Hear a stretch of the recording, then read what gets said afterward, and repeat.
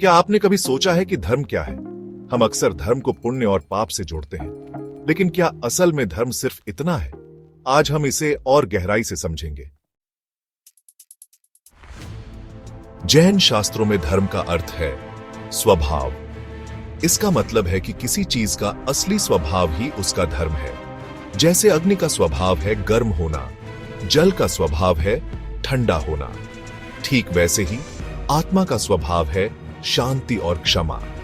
जब हम इन स्वभावों के बारे में बात करते हैं तो हम इस बात को समझते हैं कि हर चीज का एक मूल स्वभाव होता है जो कभी बदलता नहीं।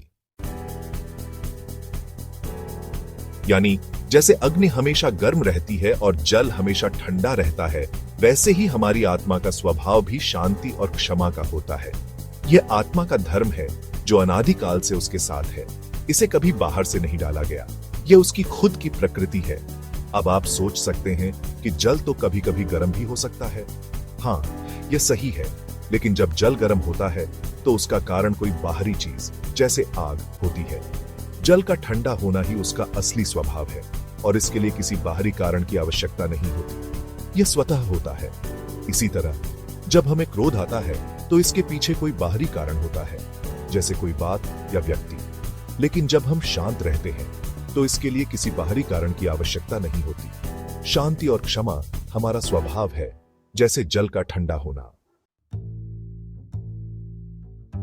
हमारी आत्मा में दो शक्तियां होती हैं, एक स्वभाव शक्ति और दूसरी विभाव शक्ति। स्वभाव शक्ति हमें हमारे असली स्वभाव की ओर प्रेरित करती है, जैसे शांति, क्षमा और संतोष।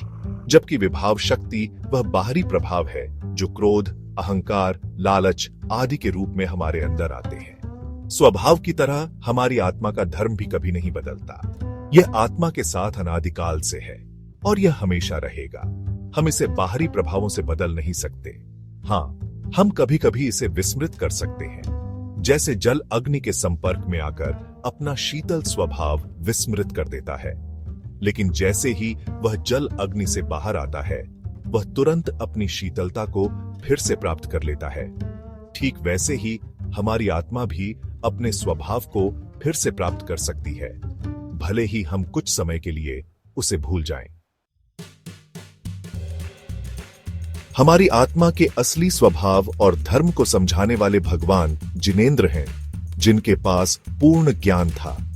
यह ज्ञान उन्हें अपने पांचों इंद्रियों को नियंत्रण में रखकर और अपनी आत्मा के स्वभाव में गहरे रूप से डूबने से प्राप्त हुआ था।